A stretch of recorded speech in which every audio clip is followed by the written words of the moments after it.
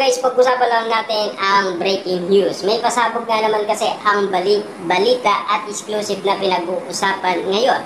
Diyos ko, Andrea Brillantes, walang panahon sa intrigang Katniel, mas gustong tutukan negosyo. Alam niyo naman siguro na si Andrea Brillantes, kahit na binabatikos yan ng karamihan, successful pa rin ang kanyang negosyo. Marami pa rin talagang bumibili sa mga produkto ni Andrea Brillantes sa online. Alam niyo naman siguro, si Andrea Brillantes, kahit hindi na yan maging artista, ay successful naman ang kanyang mga negosyo. Pilit pa rin pinuugnay si Andrea Brillantes sa dating ex-girlfriend ni Daniel Padilla. Hanggang ngayon, hindi pa rin kasi mamatay-matay ang issue sa dalawang aktres na sina Catherine Bernardo at Andrea Brillantes. Sa katunayan yan, pinag-uusapan sila sa isang beauty convention na alam niyo naman siguro, pupunta doon si Andrea Brillantes at Catherine Bernardo. Kaso nga lang, magkaiba ng araw. Kaya nga naman kasi ang usap-usapan, umiiwas daw itong si Andrea Brillantes dahil sa naging issue last 2023 dahil sa iwalayan Katniel. Dahil siya ang tinuturong ang dahilan kung bakit nga naman kasi nagkaiwalay sina Daniel Padilla at Catherine Bernardo. Wala talagang panahon si Andrea Brillantes na sagutin o resbakan sa ngayon ang tungkol sa controversy na nagsasangkot sa kanya sa iwalayan daw ng Katniel. Aba, apaw-apaw ang kasiyaan ni Andrea Brillantes sa paglahok ng kanyang makeup line sa one-day sale ng sinalihan niyang online shopping store. Alam niyo naman siguro, si Andrea Brillantes ay sikat na sikat ang kanyang mga produkto. Lalo-lalo na kasi, napabilang din naman kasi sa kanyang mga produkto si Alden Richard, di ba? Na iniilala nila noon na sinusungkit na naman ni Andrea Brillantes si Alden Richard. Matatandaan nyo na sinabi ni Andrea Brillantes kay Alden Richard na sana magkaroon sila ng movie, di ba? Eh kaso nga lang kasi 5 years pa daw ang iintayin para nga naman kasi magkaroon sila ng movie. Bilang natin alam kung katotohanan nga ba ang sinabi noon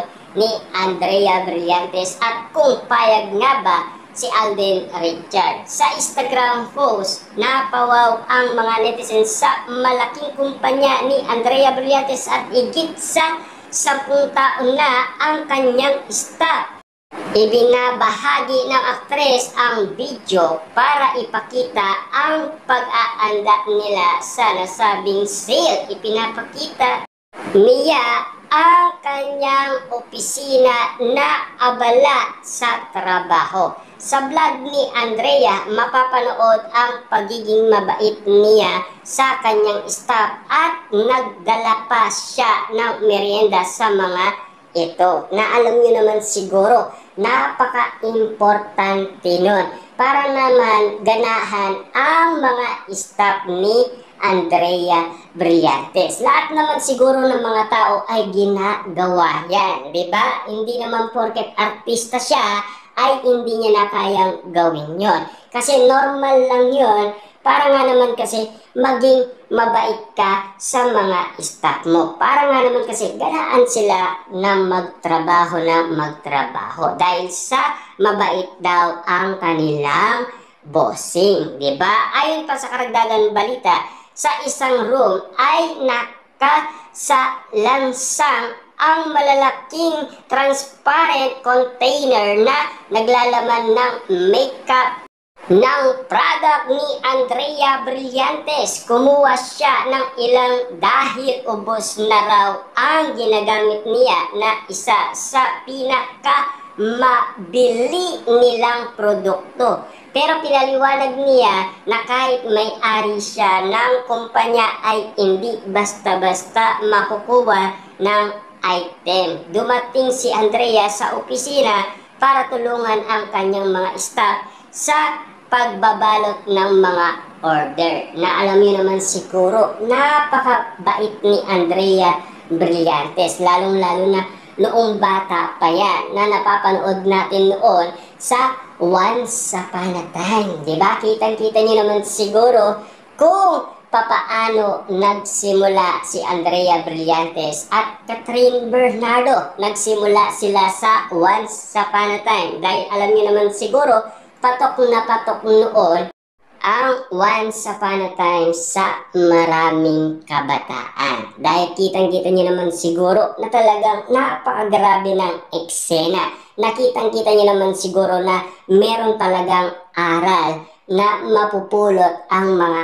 kabataan. Dahil sa usay ng ABS-CBN sa mga ganyan na mga eksena na parang magical ang dating, lalong-lalo na napaka-romantic, lalong-lalo na ang mga lumang mga artista ay nakapasok din naman sa Once Upon a Time, tulad din naman ni Robin Padilla, lalong-lalo na ang iba't ibang mga sikat na mga artista noon. Nakabilang din sila sa Once Upon a Time. Kitang-kita nyo naman siguro lahat ng mga pangyayari. At alam niyo naman siguro, nakabilang sina Catherine Bernardo at Andrea Brillantes sa mga naunang sikat na mga artista. Kung bakit nga naman nagkaroon sila ng malaking pangalan. Kaso nga lang, intriga at chika pa rin ay hindi malilimutan ng maraming tao dahil sa iwalayan niya. Pero ngayon, tutok na tutok si Andrea Brillantes na parang nakalimutan niya na ang nangyari last 2023. Ang dahilan ay siya daw ang tinuturo ng mga netizens at mga sausawerang kapitbahay kung bakit nga naman kasi nagkaiwalay sina Daniel Padilla at Catherine Bernardo. At lumaki ng lumaki ang mga issue at nagpapatunay na meron daw mga ebidensyang pinapakita ang mga netizens at mga sausawerang kapitbahay patungkol umano kina Daniel Padilla at Andrea Brillantes.